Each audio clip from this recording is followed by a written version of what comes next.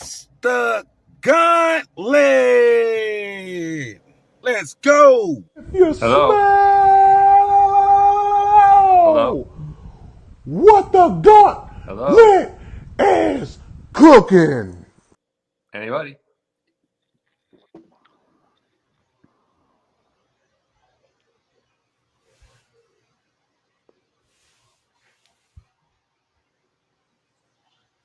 Hello. JJ, you have no sound.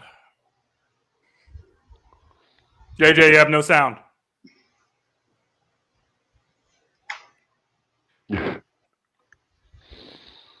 Oh, JJ. Okay, Welcome to Gauntlet. I will take it. What's up, everyone? Friday night. It's a Gauntlet. It's where we talk about all the best stuff going on in the NFL, and JJ appears to be back. So let's see if his sound is back now. Are you guys able to hear me? Yes, you're good. I can't hear you. I'm just kidding. Take us away, sir. So, yes, we'll start at the top with Philly's finest, James Tatum. Then we go right over to the next. We got Mr. Jay Nelson, who, when I tell you, if you're talking about R&B, music, anything, he is the guy, the guru, the king. We got Dom, who is like the bigger brother who has to jump into every conversation. But you jumps in, it's always something valid.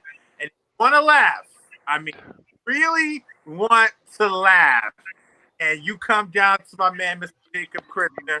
I'm JJ, which is also known as J Squared. What's going on, everybody? Going on? J Squared, I like that, man. That's marketable. I like. You should that. definitely get the t-shirts printed.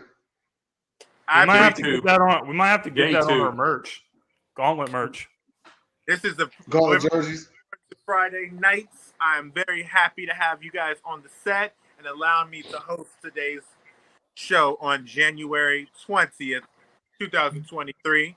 So let's get it started. We got everybody here. We're going to go in a little circle. That's Sports Moron of the Week, and I'd like to take lead right here. Are you guys kidding me? Are you guys kidding me?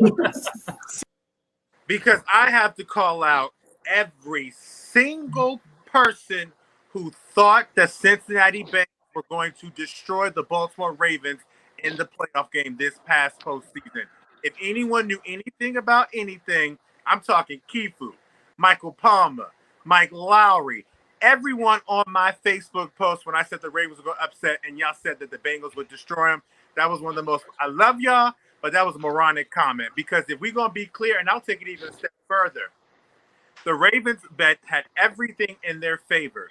They were the better team. They just lost because of one fatal turnover. And I will say this even further. If you look back the last two seasons since the Bengals arrived, they've beat the Ravens when they were not at their healthiest. And the one time the Ravens were at their healthiest was when? This past Sunday night. This past Sunday at the beginning of the season, and they lost. You got a team that was down, but y'all never was going to blow us out when it came to the playoff game because that's just not in the Ravens' makeup. Name a time the Ravens got blown out of a playoff game. Name one time, because even against Cincinnati and Tennessee, they were still in it until the end. They only lost by 2 scores. So that's my morons of the week. All the fans that thought that Cincinnati was going to blow away the Baltimore Ravens. When do the Ravens play this week, JJ? Same time you do, Mr. Detroit Lion. Fair. Jacob, you can go next. All right. My sports moron of the week is Kirby Smart. Because we found out there is an interest in him for the Indianapolis Colts job. And here is a little deal right now, considering I live in Atlanta, Georgia, considering I live around Bulldog country. You own the town. You own the state. You own it all. Yes, we know you're not going to win 3 in a row. We know this, but even then, you're going to get a couple years. You're going to get a couple years flexibility for this because you got 2 straight. Mm-hmm. But yet, you want to go to a team that goes through quarterbacks like most people go through underwear? You want to go to an area that is just completely dead and probably one of the worst teams in the league right now, thinking you can save it? See, here's the thing. Georgia didn't need saving. You just had to finish it off. Mark Richt was fine. He had 10 good seasons in 16 years. You weren't saving anything. This is something you have to save. This would be the worst possible thing, and all this is your idiot agent doing this. And guess what? There's something called overplaying your hand. And that is what you're doing right now. You're going to lose your state, and that is your fault. We'll end up like Nick Saban sitting up here and coming right back into college after 1 year in the league. Although it'd be right. But that's a good one, Mr. J. All right, Detroit D, what you got? Pause. I mean, the obvious choice would be the Chargers organization, top to bottom, the owner, the GM, the head coach, the offensive coordinator, everyone on the roster, but that's too easy. That's a layup. I'm going Micah Parsons. Listen, Micah Parsons, stop talking. 2-3 days ago, I'm done talking. What's he doing today? Talking more. The Niners have never faced a team like us. Like, you're the figurehead. You're a perfect representation for what all of us hate about the Dallas Cowboys. Stop talking until you do something. You're losing this week. It won't be close. Just stop talking, Micah Parsons. You're a good enough player. You could let your play speak for you. And I get it when you're a superstar. You think you have an audience. And you do, but it's not the time. You're proving what we all already know about the Cowboys. You like to talk about things, and you can't back it up. And we know the only time you can actually talk and actually back it up is when you pay the Detroit Lions, like Matt Elam did about Calvin Johnson. But we won't go there. With that being said, we will move over down south to Houston, Texas, and get our man Jay. Come on down, bruh. What you got? My sports moron of the week is to the Tampa Bay Buccaneers front office for firing Byron Leftwich. That was unwarranted. Here you had a play caller who I feel has done an excellent job since being there. He helped deliver you a Super Bowl.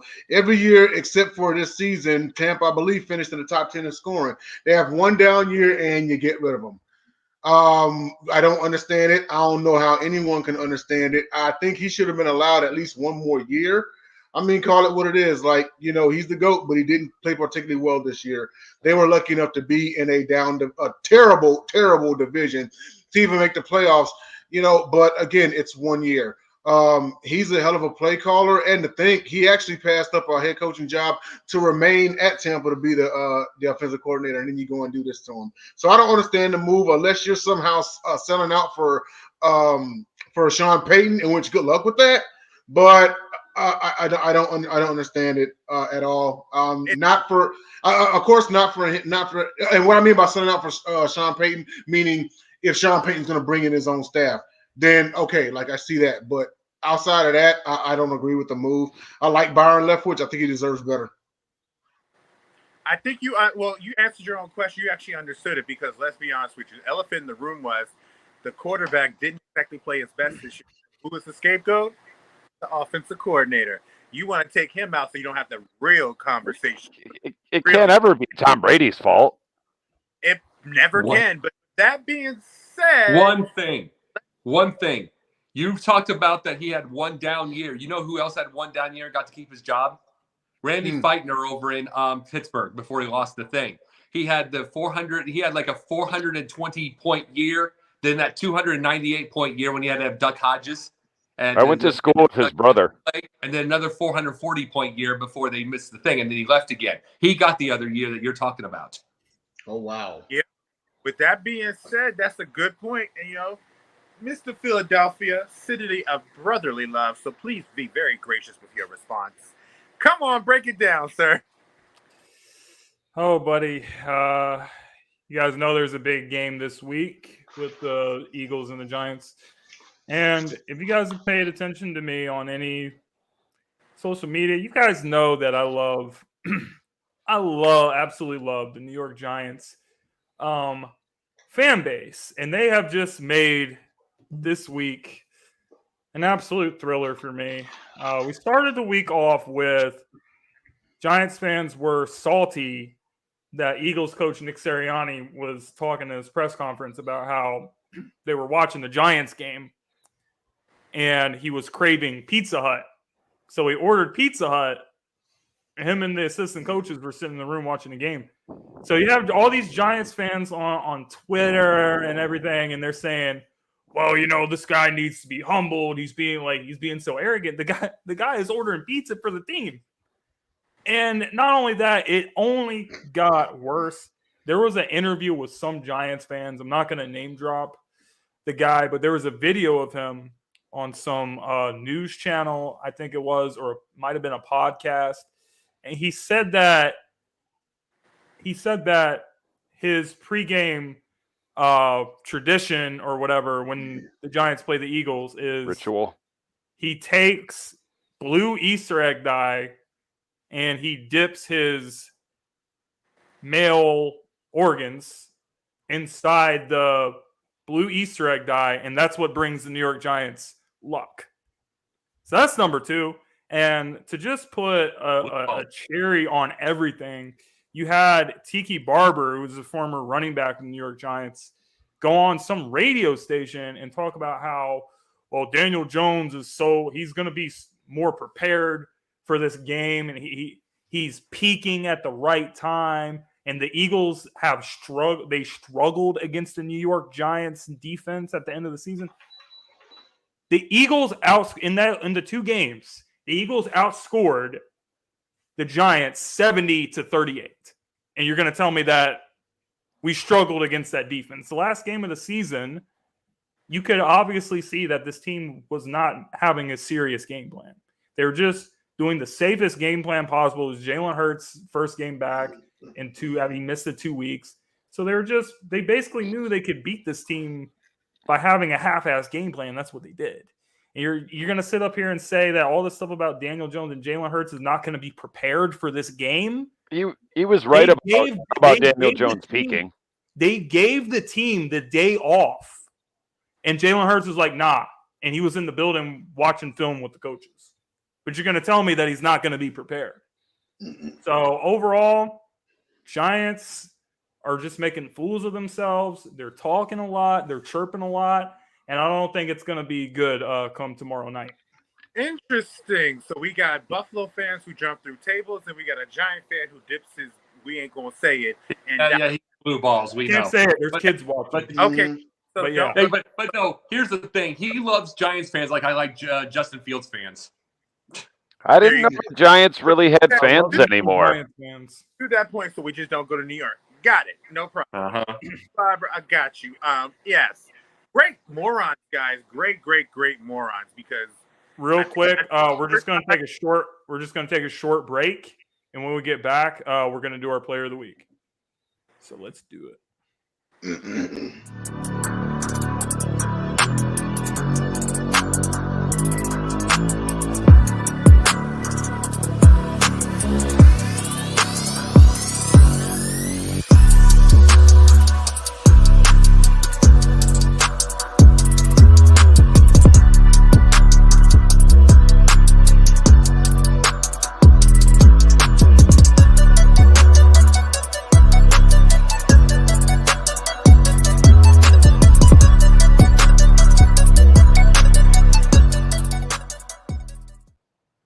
James, were you trying to tell me I talk too much? Because I was literally about to say the exact same thing you did before you jumped in. Is that what? If he wasn't, I am. Hey, bro, we've known each other for years, so I don't know. I think I just know you how you think.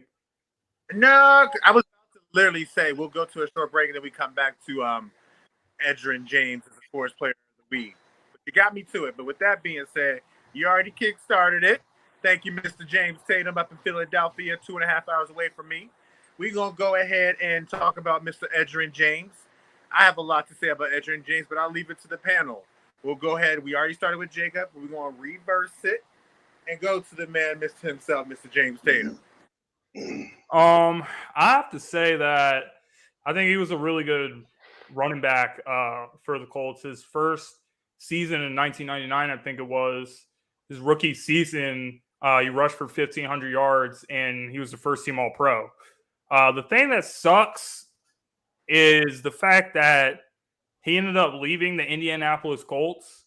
In his first season that he left, he would have won the Super Bowl if he was on the Colts team, but he went to the Arizona Cardinals. So I feel like he had a really good career, and he was the first team All-Pro, had a great rookie season for a running back. It just kind of sucks that he didn't get that ring, but he had a few Pro Bowls to his name, first team All-Pro, like I mentioned. So, well, I think he had a solid NFL career. They gave him a commemorative ring for that Super Bowl because they felt he was just as instrumental in building that team to what it became and became the successful team that it was. They gave him a ring, but it's not the same. But yeah, they gave him a ring. You know what I mean, though. I'm good. You can go ahead. Come on, Mr. Jamon, Mr. J. Nelson, Denzel Snipes, Edgerrin James, and I know you got a lot to say, JJ, because he played for your Hurricanes. So with as a matter of fact, he won first team All Big East in like '98. Rookie of the Year, first team All Pro, 2-time second team All Pro, 4-time Pro Bowler. He won a rushing title twice in his career, back-to-back years. He's on the NFL 2000s All-Decade team, and the NFL All-Rookie team in '99. He's in the Coach Ring of Honor. I do think that it is a travesty that he left, and the year that he left that they won it all. Sure, a commemorative ring is nice, but it's not the same as being on the team and winning the actual ring. But I thought it was great.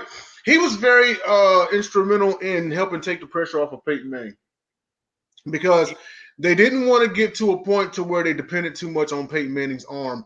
It also reminds me of when I got stationed in Italy in 2006. I was having a conversation with one of the supervisors on my shift, and he said at the beginning of the season, Peyton Manning's going to go down as the next Dan Marino, the next great never to win a ring. It's just funny how that season he ended up winning it all. Crazy because in an interview, Don Shula stated that the reason why they didn't win was because they depended too much on Marino's arm. And that's what we didn't want to happen to Peyton. So here comes Edgerrin James. And not only is he a solid back, I mean, guys like All Pro, he's been like one of the instruments. You talk about Harrison, Wayne, Dallas when he was there. But Edgerrin James was just as instrumental as a part of that high-powered offense, So, I mean, shout out to him. He had a great career. He's in the Hall. As a matter of fact, I think he's just in the Pro Football Hall of Fame. He had a great career, in my opinion. And I just really wish that he was there for one more year so he could get that ring. Nothing against Joseph Adai, but go ahead, Dom. I remember Edge all the way back from college, back when Miami was RBU. You're talking Edgerrin James, Frank Gore, Clinton Portis, Willis McGahee. I remember watching him because back then I was a Hurricanes fan. And I saw his name, and never before nor since, never met anyone, never saw that name anywhere else in my life. First time I watched him play, I'm like, how do you say that? Like, what is it? I'm like, we'll just call him Ed. But number 4 pick in the '99 draft, 6 foot 220, which to me is like prototypical size. Led the league in rushing his rookie year and his second year, one of only 4 players ever, joining Eric Dickerson, Earl Campbell 3 times. And then I found out earlier, Jim Brown started his career 5 years in a row, led the league in rushing. And later in his career, when he went to Arizona, unlike another running back, whose name I will not even mention because it's not worth mentioning, he wore number 22. Edge actually had 1,000 yards in Arizona. That's all I got. Good gosh. Never hesitates for Dom to take Who could he be talking about? He never takes for Dom to take a slight Dom's hit. drunk. So with Dom's that drunk. I am not. We don't want to jumpstart those fans. We've heard enough of their mouth already. Oh, Harlem Cowboy, are you watching? Come on and defend your boy. To that point, I want to be the very best. Talk to me Harlem Like Cowboy never was. Talk to me about it. Are you sure it's not Long Island iced tea in your cup there? You're close. It's iced tea and spiced rum. It's apple juice. see, It's apple juice. Yeah. It's apple juice. We have kids Gauntlet is under for the 21 children. watching the show. This era's Dean Martin right here. But no, seriously, here's the thing about Edgerrin James. Wrong, and I mean, mind you, awesome. And it was awesome he could play with Peyton Manning. Here's the deal. Wrong era. The reason I say that, 3 years of 2,000 all-purpose yards. 2 years in a row was the league leader. He averaged 3 years of at least almost 10 yards per reception, which would have been in this kind of era with the slot receiving, with all those type of things. Now he'd be perfect in Miami with McDaniel. He'd be perfect. And look who he replaced. Interesting. It's interesting. Look who he replaced. It's Go ahead. No, you was Dom. Go ahead. What were you saying, Dom? Oh, I said, look who he replaced. That guy was a pretty good rusher and receiving back. One Marshall Falk. Yeah, he was pretty good. But that's what I'm bringing. It was like I was just saying that part is just imagine these kind. And you talked about Miami. You talked about Frank Gore. What happened to Miami? You got between Frank Gore and Edgerrin James got 28,000 career yards. 28,000, and what's happened to that? What's happened to that program? But that's the big thing that I can say with Edgerrin James is the fact that as good as great of a career as he's had, he's a Hall of Famer. As great as he got to play with Peyton Manning, just imagine him with some of these coaching the geniuses now, with the Andy Reids, with the OCs, kind of like Eric Bieniemy, with the Mike McDaniels out there, with all these different ones, with the receiving backs. Ben Johnson. Look at the amount he'd have now. Now, that's interesting you brought that, but I think he was in the perfect era either way because he was a workhorse back who busted out 1,500, 1,700 yards. But you did highlight the receiving point, which was something I was waiting to be touched on, is that he was a dominant receiving back. And I think we can safely say they made the right decision in drafting him over Ricky Williams, which is what I thought was going to happen. And when that draft pick came through, there was a lot of people that said Indianapolis made the wrong decision by taking him, and he made them eat their words. He is a U guy, very happy for him. He and Ricky Williams have been battling because he had a great career in Miami, but so did Ricky Williams. And so they were always being 1 and 2 with each other. And then when they got into the league, Ricky had maybe 1 or 2, 3 good years, but Edgerrin sustained his career longer. And he had much better and more lucrative numbers down the line. I do agree with Jacob. I think in this era, I think he could be the first. The way he played, like him and LaDainian Thompson, they could average 3,000 all-purpose yards in today's era. Oh, no question. No, you saw LaDainian too. See, not today. See, I'm just saying though. No kidding. But I'm just talking about if we brought back a time machine. But no, you're correct on that. But the point I'm making about it is they were grinding these yards with exceptionally boring OCs. Very true. Exceptionally boring OCs. It's kind of like you think back to. I'll go back all the way back to Walter Payton. I got 3 years with him. His OC was like a 1938 quarterback for the Bears. Exactly. Harbaugh. Getting all those numbers. Could also make the case that part of the reason why Indianapolis struggled in some games up to that point is that they didn't run the football and run Edgerrin James in snowy weather like in Indianapolis. In New England, they were always trying to rely on Peyton's arm.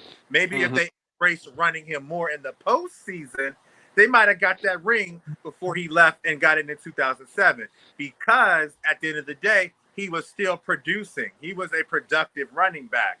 Edgerrin is my favorite. Do I think he should have gotten the Hall this soon? Probably not.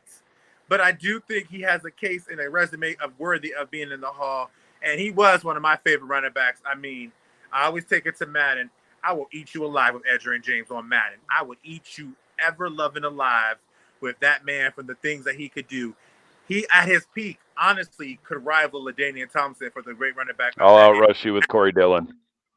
So I knew that was coming. No. Did you put Mike Vick on the same team? No. Also, I'll take peak Ricky Williams over peak Edge. Horns up. It was a short peak. I would take peak Edgerrin for the receiving ability Malone because you can do both of what Edgerrin can give you 1,800 yards if you ran him as much as they did Ricky. But you act like Ricky Williams couldn't. I have to say, Ricky's peak was nasty. Short, but it was pretty high. Huh? Ricky's peak was great for 7 first round. His peak was 1,800 yards rushing at the Miami season. Edgerrin Get it? It was pretty high because he loves to smoke weed. No, agree that I get that. What is wrong with you guys? But we Edgerrin James very much long. So next we're gonna come into which was a new segment that was created from our very own panel of amazing gentlemen on the Gauntlet. Our Gauntlet. It was Morons' idea, actually. There we go. I take no credit. That's all Jay. but I love it. Jay Nelson with the Gauntlet Grinder. And with that being said, since this is your baby, take it away. Who is your Gauntlet Grinders for Wildcard Weekend? And what a wild card weekend it was. So my NFC Gauntlet Grinder is quarterback Daniel Jones. He went into Minnesota, and I called a Giants victory, and he played exponentially better. His best game of the season. 1 second. Can I interject? Go ahead. No, I'm going to wait to see if somebody's going to be bold enough to say a Gauntlet Grinder from the NFC that they know they'd rather not. We're going to wait to see if somebody's going to say his name. But go ahead, Jay. 24 of 35 for 301, 8.6 yards per attempt, 2 touchdown passes, no picks. Quarterback rating 81.2, passer rating 114.1. Again, easily his best game. He also added another 17 carries for 78 yards, 4.6 yards per attempt. In a game where Saquon didn't even get 10 carries, let alone 20. Talk about a dude that put the team on his back. Now the defense did enough to win. Of course, it's like we talked about, before the show. Cousins, at the right time, because I still don't get throwing the ball short of the sticks, and it's a 4th and 8. But anyway, I know Joe's down there like, man, I told you so. But anyhow, Daniel Jones was my Gauntlet Grinder for the NFC. For the AFC, I'm going to give it to defensive end Sam Hubbard. 4 tackles, 2 solo, and he had the go-ahead 98-yard fumble recovery touchdown to beat the Ravens. To Joey's point, yes, it was a close game. It took that to win. Lo and behold, it wasn't Burrow. It wasn't Chase.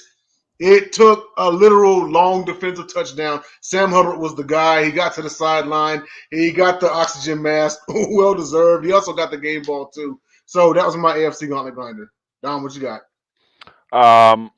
Vanilla Vic was mine as well. Daniel Jones peaked at the right time.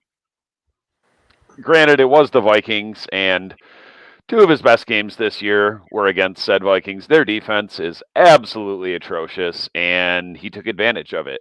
Not only that, but can you name me a receiver of note on that Giants roster? Can you name more than 2? There's one that had 6 catches this year and 1 touchdown. Oh, by the way, who did Kenny Galladay have as 1 touchdown against this year? It was Darius Slay. That's unfortunate. Either way, Daniel Jones, about the only thing Giants fans got right was he is peaking at the right time. It's funny because I mean, the draft pick looked terrible at the time. You don't take quarterbacks from basketball schools. And I took heat for years for defending this man. And then right around the time that I was like, F it, I'm done. I'm off the Daniel Jones bandwagon. He proved me wrong. He's Danny Dimes. AFC, it's got to be Trevor Lawrence. Mm-hmm. That man, that touchdown before the end of the half, that was huge. And I watched that man. We were all watching the game. We're like, man, the bright lights are too big. And it looked like it. And then, I mean, it helps that you play the Chargers, Brandon Staley, Joe Lombardi. But this man came back. It was a tale of 2 halves. And he played exceptionally well in the second half. This is the man. He was playing lights out prior to that playoff game. He made Zay Jones look like a relevant receiver. He's resurrected the career of Evan Engram. Mm-hmm. He's got his boy ATN healthy.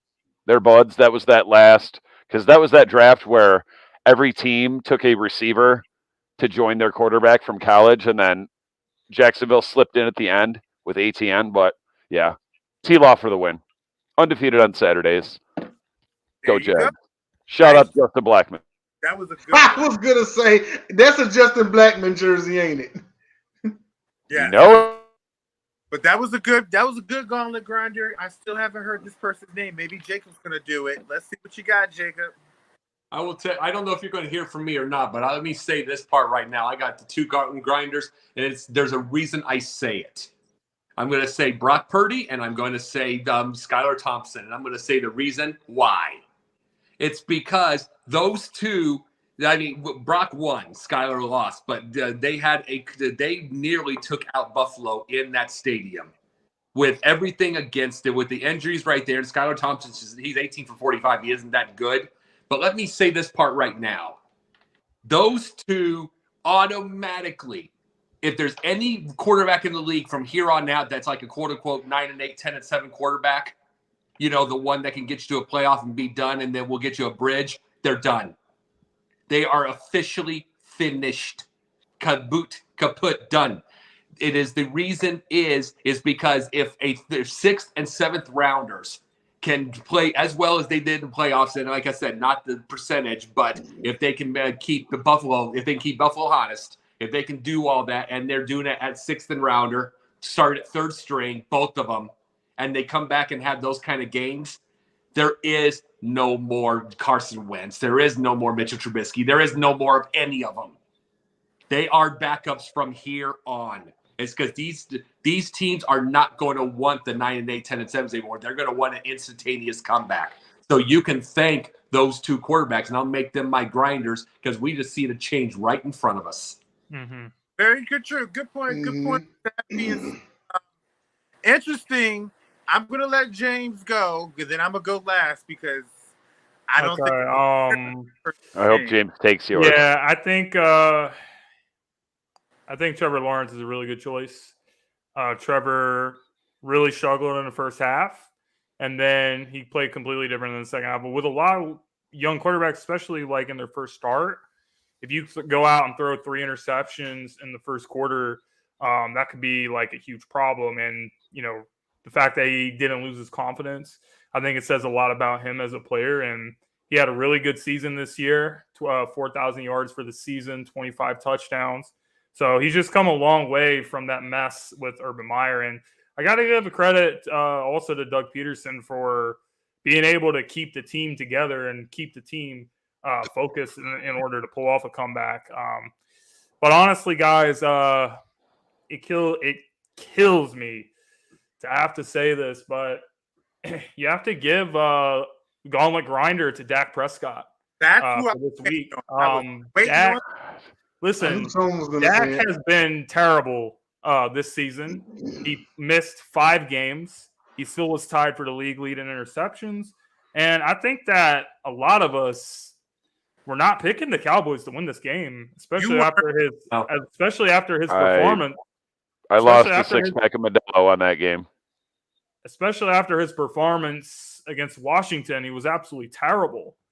And for him to come out and play like he did, I think Tampa made it easy for them. I mean, I think Tampa is easily the worst team in the playoffs, but we expected Dak to have a terrible performance, and he didn't. So he has a much more challenge versus the San Francisco 49ers.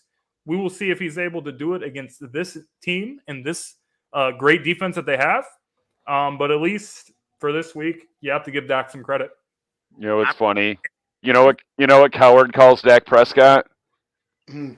Kirk Cousins with better PR. Possibly, but it's interesting. Yeah, but then he will slobber his knob the minute he wins. Dak? No, never. Yes, he will. The Texan didn't say anything about Dak, which I kind of figured. The Lion didn't say anything about Dak, which I definitely kind of figured. Jacob, I figured he might have, but he probably would have went somewhere else, and he expected he went where I went. Shout out to James for saying something that honestly is obvious. From the least likely of all sources. Exactly, but he has a good point because he is one of my Gauntlet Grinders because he had the best week of any quarterback this playoff wildcard weekend, and we being very honest.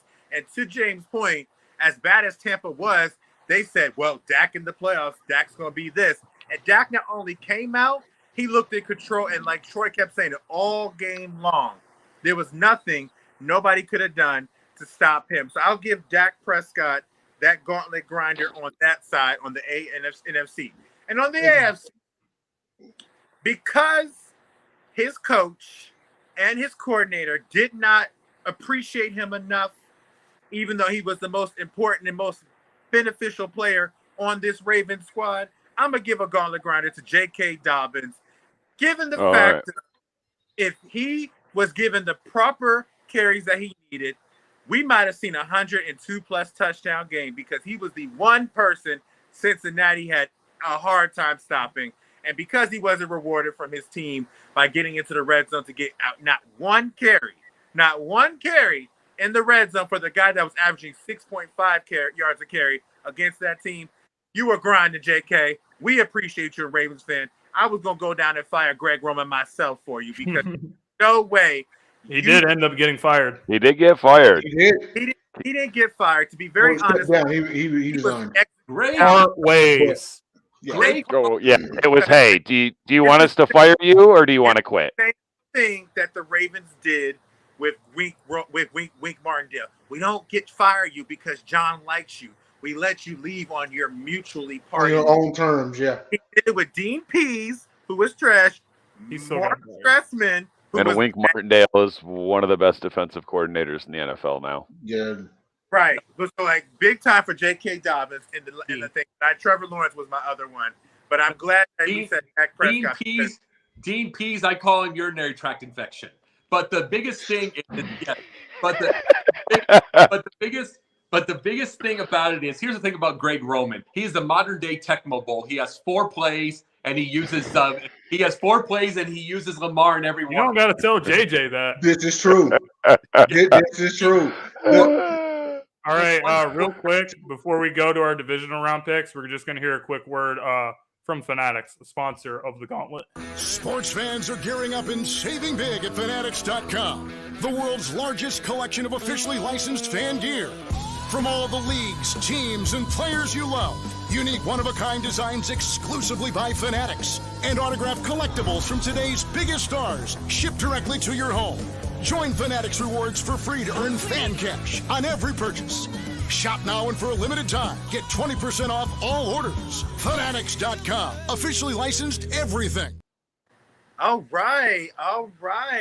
Thanks, Kevin Harlan. Shout out to the our sponsors, the Fanatics Group.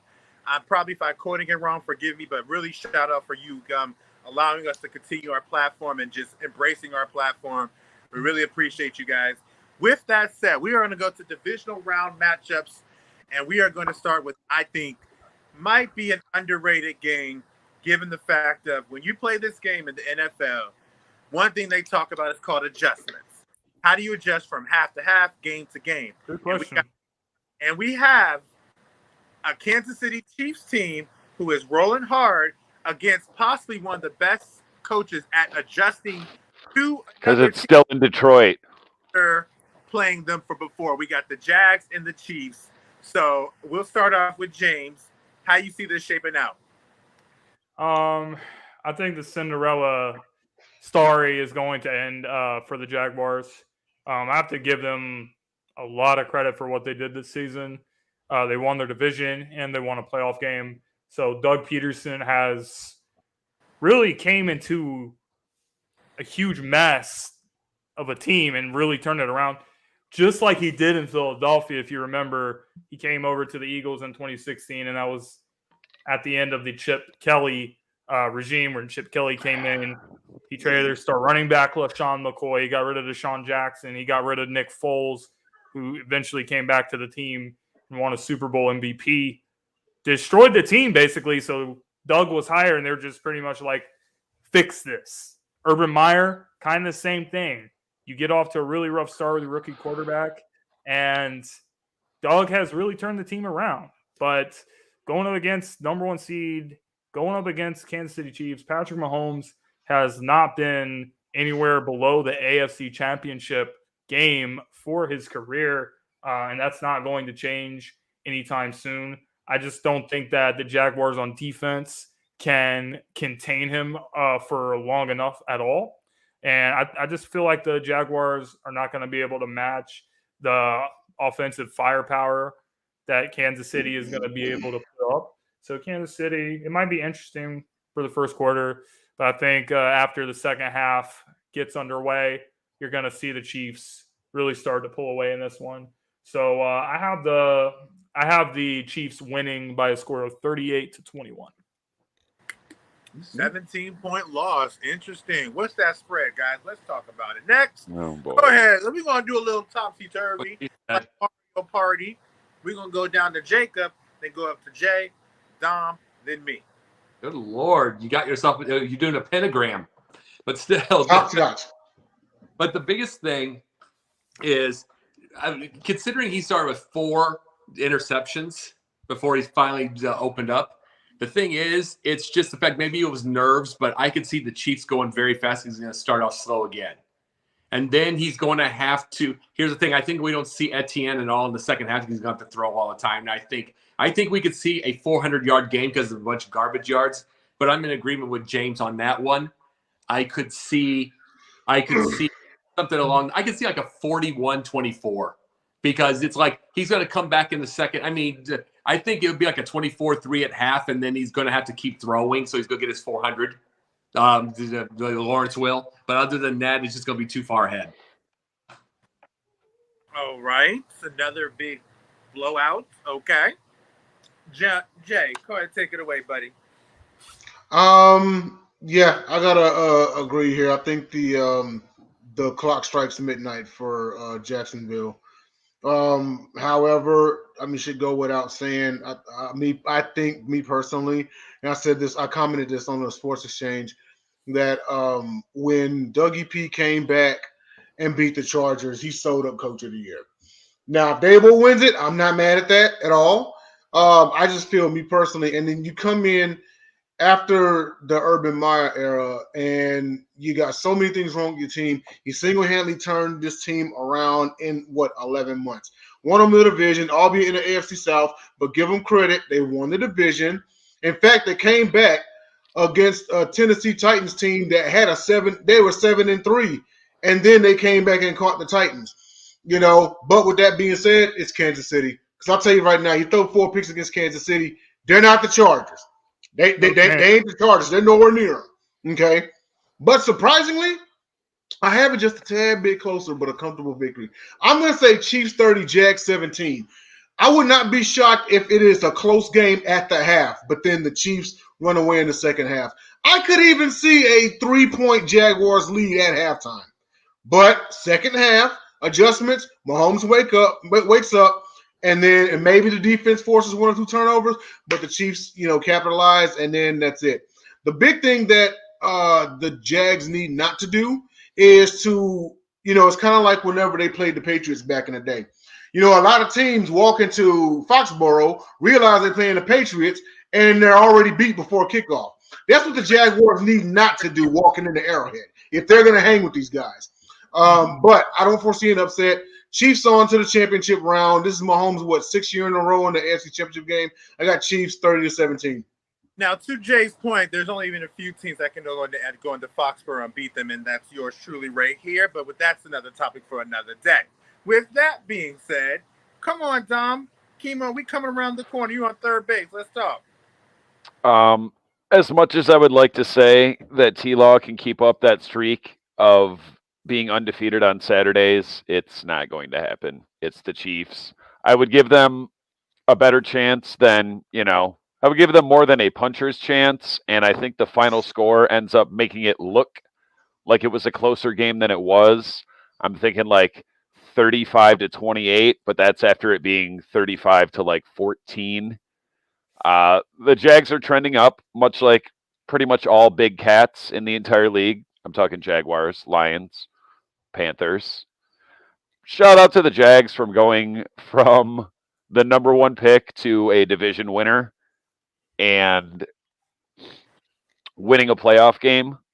Although I will say, I don't know. I got confused. I was trying to make yes. People thought, especially after last week, after that big comeback win, that they could go on a Bengals type run this year, like as a Cinderella, but no. They're like, I love you, T-Law, but you're not Joe Burrow. And for being the last... Like you were Joe Burrow. The Bengals owns Patrick Mahomes. And for being the last Florida team left in the playoffs. Interesting enough, I think it's going to be a close game all the way through. I think it's going to come down to the Chiefs having to get a game field goal or them trying to come down to see if they can score a game-winning touchdown to win the game, because I believe in Doug Peterson as a coach. I believe in him and his adjustments, ability to game plan And he learned something from his last matchup against them, and he's going to apply that to this one. And when you turn a half around, yeah, it's the Chargers. Yes, the Chargers going to Charger, but you have to do something on your side to even make a comeback possible. I will say the only reason why I'm not calling the upset is because it's Patrick Mahomes. That's it. Nothing else. I think Andy Reid and Doug Peterson cancel each other out. I think their offensive coordinators cancel each other out. And I think this game is going to be a one less than 7-point win for the Kansas City Chiefs. And I think Jacksonville will have a very good chance at taking the upset to end the game. Mm-hmm. Quick question, JJ. Quick question. You said you got it at a one-score game, right? So which scenario is it? Is it going to be a case of Mahomes magic or Jaguars ran out of time? I honestly think it's going to be Mahomes magic. So you got the Jags leading late. Okay, interesting. I got the game being tied at halftime, and then at the end of the third quarter, the Jags get a touchdown to put them up in the fourth quarter. Then they get a field goal, and then that's when Mahomes magic is going to happen. Because this Jaguars team is no stranger to seeing improbable games, and the GOAT quarterbacks have to come back and beat them. They saw that with Tom Brady in the AFC title game a couple of years ago in 2017, and I can see the same thing because no matter what, I believe in the coach, Doug Peterson. I mean, the man won a Super Bowl with a backup quarterback, and then got that same backup quarterback, and they went to the playoffs and almost had a chance to go to another NFC title game. I believe in Doug. I think Trevor and them have confidence. I think they are playing with house money right now, but I think that the Chiefs are going to win, but it's going to require Mahomes magic. I got them. Hey, Dom, you were talking about T-Law with Burrow. T-Law does have the hair because Burrow basically has Tatum's hair. So, I mean, T-Law's got that. I mean. And we're both young and successful. It's interesting. You brought up James Tatum. That's James's favorite non-Eagle in the whole league, is it not? Yeah. I love my boy Joe. He was my first interview last year, Zoom call for Sideline Sports. So that's my boy. I'll always have respect for Joe. But perfect segue into Mr. James Tatum. All right, I'm going to keep it short and sweet. Listen, I'm just going to tell you guys right now. This same energy that I'm feeling in the air right now, this is the same energy that I felt when the Eagles were about to play Minnesota in the NFC Championship game. The reason why the Minnesota was coming off of, that was the Minnesota Miracle game. And everyone was hyping up the team, and they were like, oh, my God, look at this team. Minnesota is the team of destiny. They're going to go on, and they're going to beat the Eagles, and they're going to, go to the Super Bowl and possibly win the Super Bowl at home, which the Super Bowl was in Minnesota that year. Listen, I understand how much the Giants have overachieved, but you guys are forgetting how much the Philadelphia Eagles have owned the New York Giants.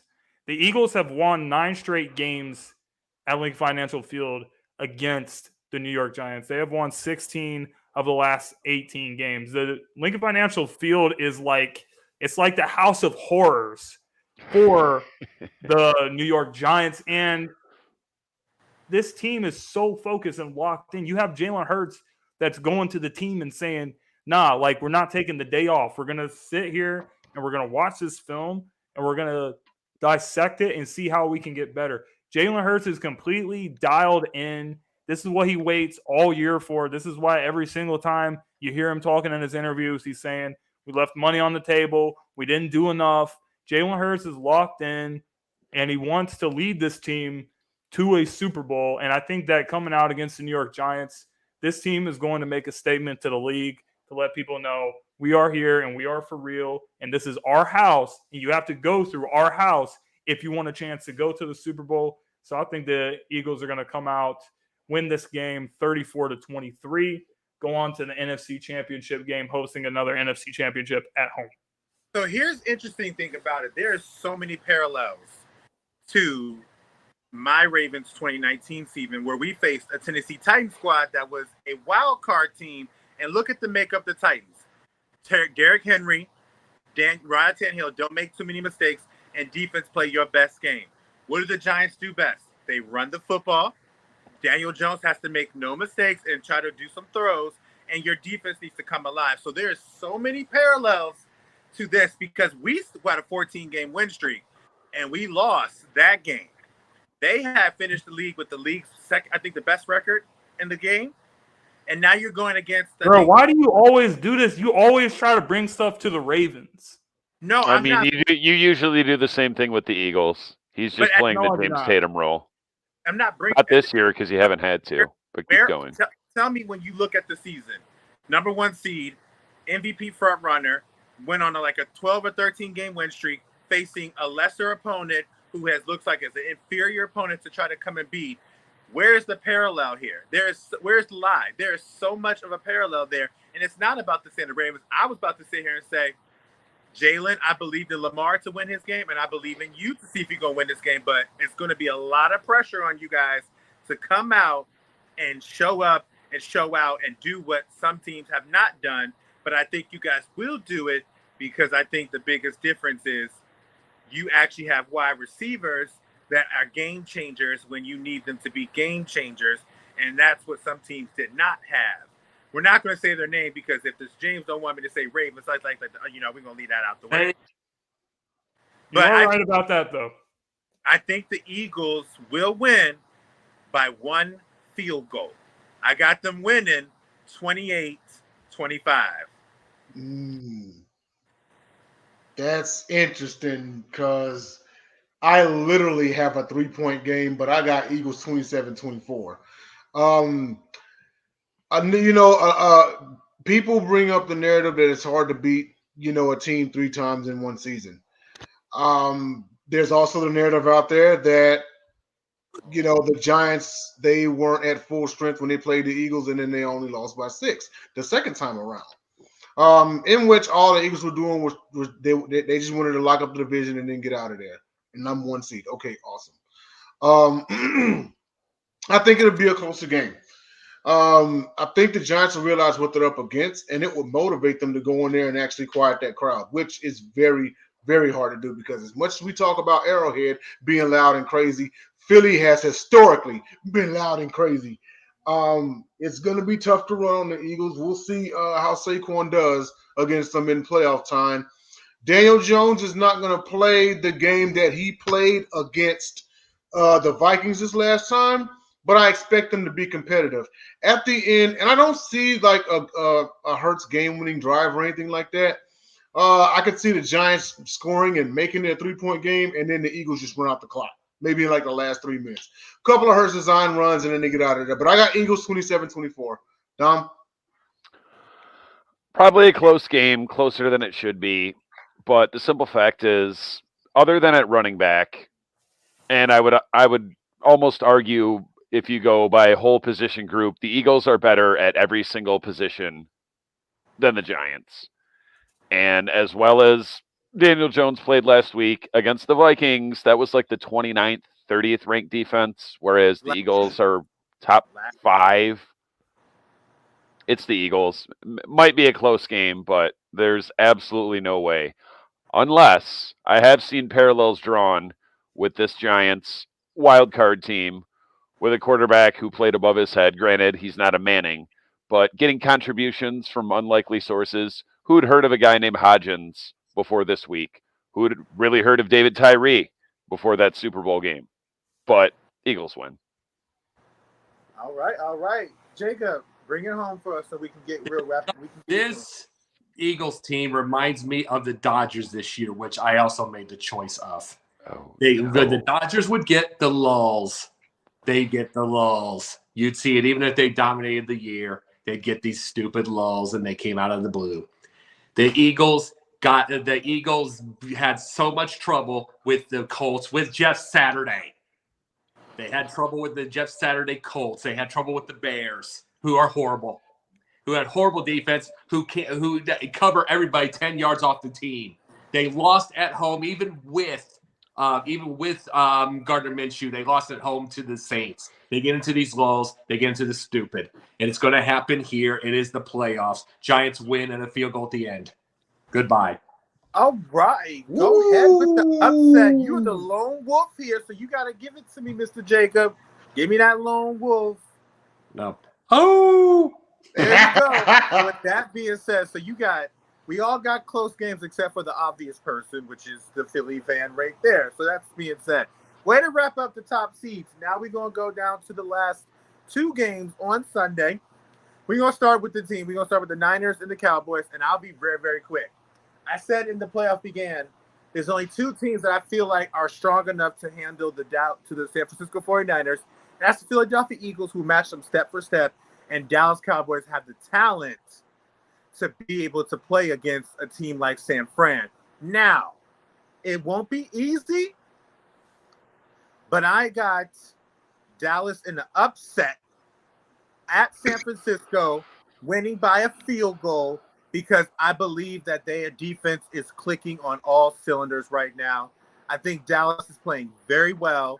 I think they have a formula and they know it works. And I think they know that they're going to have some moments where they're going to have to dig deep to kind of come back, or dig deep to keep their lead, because there's going to be a turnover or 2 that happens. But I think this Dallas team, with Dan Quinn being the defensive guru that he has been, is going to be the difference maker, and they're going to get the turnover when you least expect it, and Dallas wins the game against San Francisco. And I love San Francisco, and I actually had them in the NFC Championship game, but I think there's a You had them in the Super Bowl. I did. You had them beating us in the You NFC originally had Remember, them because beating we were Philadelphia arguing in about the that. NFC title game. Does Well, that field yes, goal look come at on a me. game-winning drive? Huh? Does that field goal come on a game-winning drive? More like If it Dallas. does, it's Cooper Rush, because Dak ain't leading no game-winning drive.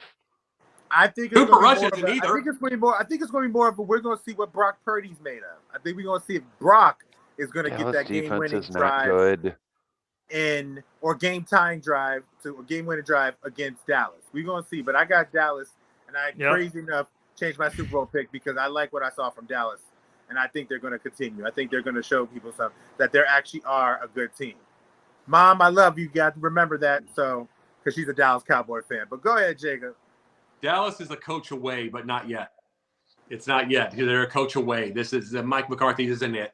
But I can tell you this: these are 2. I said this on one of my pundit points a long time back. I said Dallas will not make a Super Bowl or win a Super Bowl again until Jerry Jones has the guts, finds the old oil wildcatter version of himself, to have the guts to get onto a golf course and take out Tom Landry. That kind of guy. He needs that kind of mindset, which means he has to quit getting the butt-kissing coaches and get somebody with guts and stay out of the way. That's he's never going to happen. Won't happen. They don't have a prayer at winning a Super Bowl until after Jerry Jones is 6 feet under. Exactly. That's what I'll say. But until that point, no. I think these are 2 great defensive teams.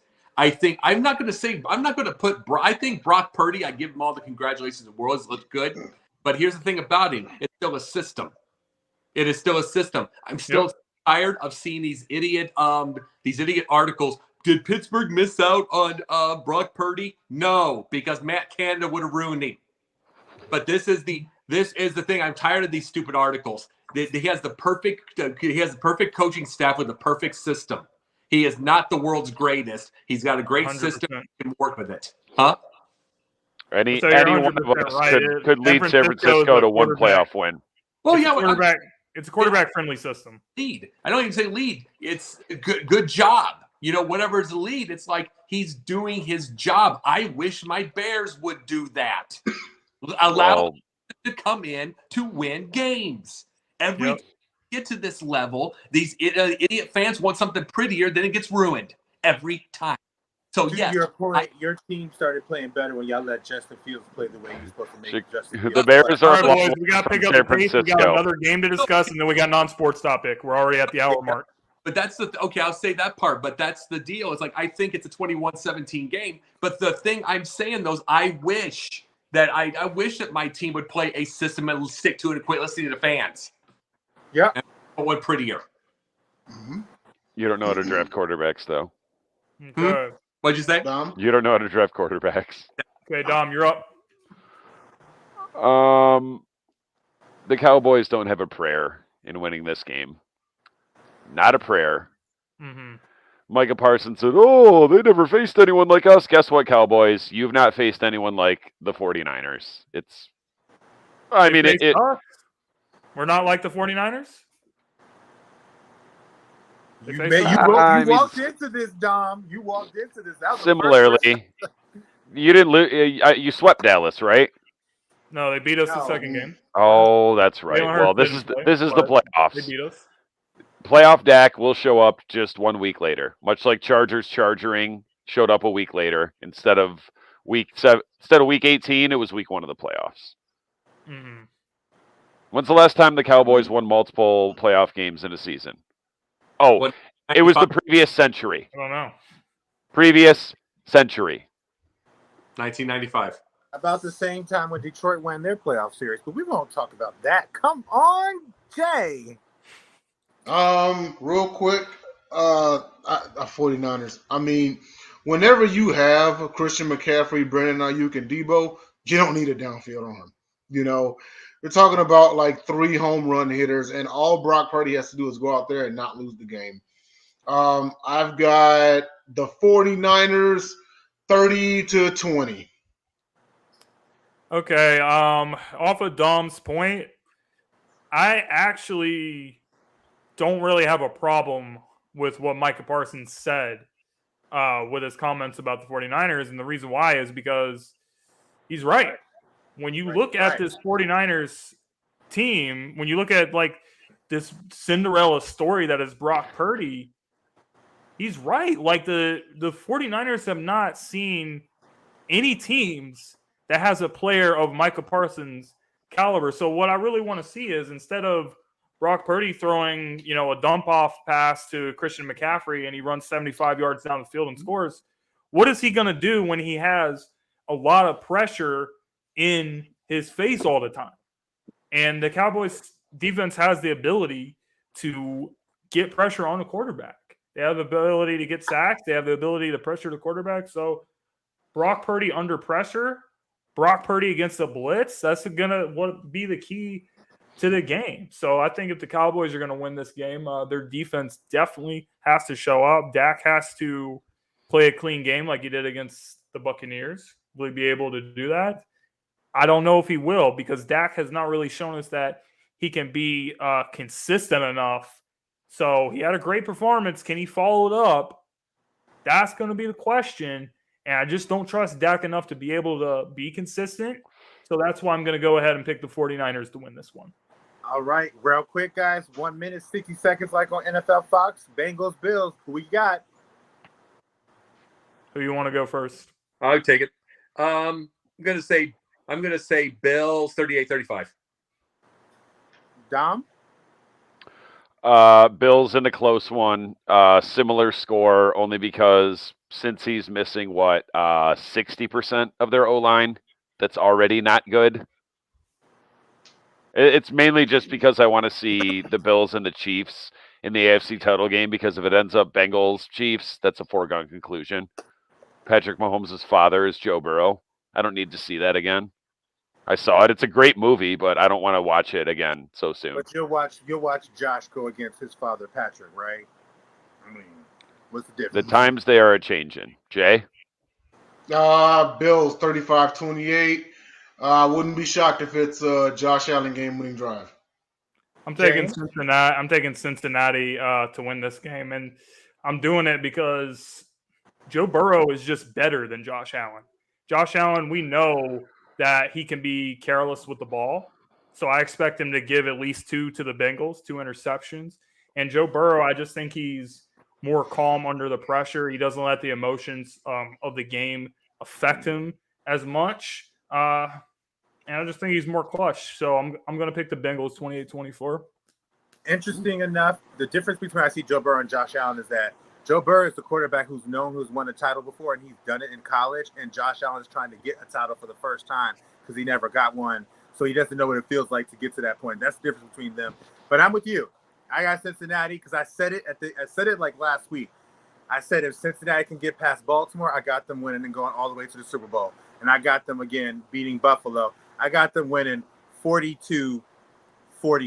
I got this being a very high-scoring game because it looked like that as well. All right, guys, that was a nice wrap up for the team. Now we're gonna go into non-sports topic, which is for some of us it could be a too long of a list, but it's what is your biggest turnoff? That's a loaded question, so I'm gonna leave it to y'all because I have a couple turnoffs, but I want to hear y'all's first. Break it down. Okay, so for me, it's just when I'm dating someone or I'm in a relationship with somebody, if you're a person that it's a combination of a few things. It's not only just a lack of intelligence, because I'm not saying you have to be like a brainiac or something, but we live in an era now where a lot of these young girls they think it's cute, to act stupid and ignorant and ratchet all the time. And it's just not. When someone acts like that, I don't even want to waste my time having a conversation with you. I want to have a conversation with somebody that I actually feel like I can get something out of the conversation. But if you're acting stupid and ratchet and all the time, like, there's no point of having a conversation with you. So I'm not even going to waste my time. Like, I'm not interested in some young girls. I'm interested in a young woman. I'm interested in a lady that knows how to conduct herself in the right way. Not someone that's acting stupid. Like, I don't need somebody that acts like they're still in high school. I don't want that. Major turnoff. My biggest. Okay, I'm sorry. No, I was saying all right. Go ahead, Jay. All right. Mine would have to be lack of accountability, consistent. Like, we're all not perfect. Don't believe you're above the law or you're beyond repair or anything like that. You screw up, own up to it. Not constantly not taking accountability for your own actions, but yet demanding that he take accountability. That's hypocrite. I mean, that's that do as I say, not as I do mindset. And that I don't go for. That is an immediate turn off. And you see it so much, you know what I mean? And I don't know what they think they're going to get out of it. But it's not going to get them too many places. I mean, you might land a guy, you might, but chances are he's not worth anything. Not if he's letting you slide with all of that. He probably ain't worth much himself. When you get into that serious stage, it's about, hell, even bettering each other, But if you refuse to take constructive criticism, if you refuse to take accountability, how are you ever going to get better? And how you're ever going to be, strong as a paper. So, I mean, in the whole dating scene, relationship and whatnot, yeah, probably my biggest is lack of accountability. Interesting. That's a given. My biggest turnoff is I actually have two, and it became turnoffs once I actually experienced it. If you snore, my gosh, get a nasal strip or something. Put some Vicks, help you breathe in. Because I cannot sleep if you snore. That is a huge craziness, and that is a problem. And I dated somebody that snored so bad that I had to either get to sleep an hour before they went to sleep or put on headphones for listening to thunder, because if they got to sleep before I got to sleep, it wasn't happening. And was it Lizzo? I'm with you on that one. Number two, who asked the question? What'd you say? Was it Lizzo? Number two, and the funny thing is, this person was very sweet, and I probably would have been with them today if I did not make a decision. But the last one, if you are going to sleep, turn the dang TV off. I do not like. I can't sleep with any noise either. I hate it. Turn the TV off, because in my mind, I would be the type, if it's something interesting, I'm not going to go to sleep. I'm going to look up and try to figure out what we're watching, and then it'd be up until 3 o'clock in the morning. You sleep with the TV on, figure it out, because there's a reason why you're not going to see the TV while you're sleeping, so you're used to the darkness, so be in darkness. Turn the TV off and get your butt to sleep. Jacob? Oh, I'll tell you this. Between something tonight, like Gauntlet, Pundit Views, Yin and Yang, plus the other shows I get, there is one thing in common. I like conversation. All of us listening to each other, even debating, all that kind of stuff. Intelligent conversation. All of you are. Everybody I have with me is on this. My biggest pet peeve, having zero ability to talk because you're on your phone all day. On your phone all the time. Yep. And you are hooked on TikTok. And you don't know anything. And then you are at you're at a table 2 feet away and you're texting each other. You can't talk to each other. That is a monstrous pet peeve. That is the reason I want to see TikTok out of the realm of possibility in life. That's what I want to see, because I want to start to see this generation's dead. They're screwed. But I want to see the next generation know how to talk again. Get a conversation. And I'm talking dating. I'm talking about friends. I'm talking about anything. I'm talking about girl and guy. I want wives and husbands to learn this, because they're texting each other also. And Exactly. It's driving me nuts. Communication's Learn important. to talk to each other. There you go. I want to hear this one, Dom. Well, I have two as well, only because James brought up something in a relationship. Once you're in a relationship, and it kind of plays off what Jay said, lack of accountability, but hypocrisy, or you going out there and doing something that you know darn well you would not be okay with if I did it, but you go out there and do it and expect me to be okay with it. Like, yeah, we're guys, things roll off our backs, we have short memories, blah, blah, blah. But the thing, initially upon meeting someone, too. I won't even, like, if I find out you like country music, there's no first date. You know what? We're not even getting there. I like that. Country music people are good. I like that answer. You, dude. I don't think that was the perfect anyway. way to end this turn. No, you know what? Real quick, before we end it, like I'll just got one more. I'm gonna be super, super quick. Like, we live in this era where girls are like, they're trying to be a bad, you know what? I'm not allowed to say it on Female dog. But A bad you have female these dog. women. Hold on, you have these women that they're single moms, and it's like, I take you out on a date, and you're like, oh well, can you get my kid a to-go box? Like, if I'm going on a date with you, I'm trying to get to know you and stuff. It's not my responsibility. It's not my responsibility to take my hard-earned money. Feed your kid. Feed your kids. That ain't my kid. You need to do that. And if you have a problem with doing that, then you obviously have messed up priorities. But that's all I have to say about that. So, to that point, I will say this. Ma'am, you don't feed your kids before you go? Because when my mom went on dates, she definitely fed us before she left. Like, girl. Yeah, messed up priorities. You leave some money with the babysitter, order a pizza. I'm not doing it. No. None of us are feeding your kids. I'm not even gonna get them a Happy Meal. Not even a Happy Meal from me. There you go. None of us On are. that front, guys, thank you for allowing me to get the show tonight. Thank you for allowing me. I hope everybody was happy to be on and enjoyed the show tonight. You'll see us next Friday. Anytime, Jacob. Thank you for everything. And my brothers from another mothers up in Philly, Houston, and Detroit. Can't thank y'all enough. Love you guys. Y'all have a great night, man.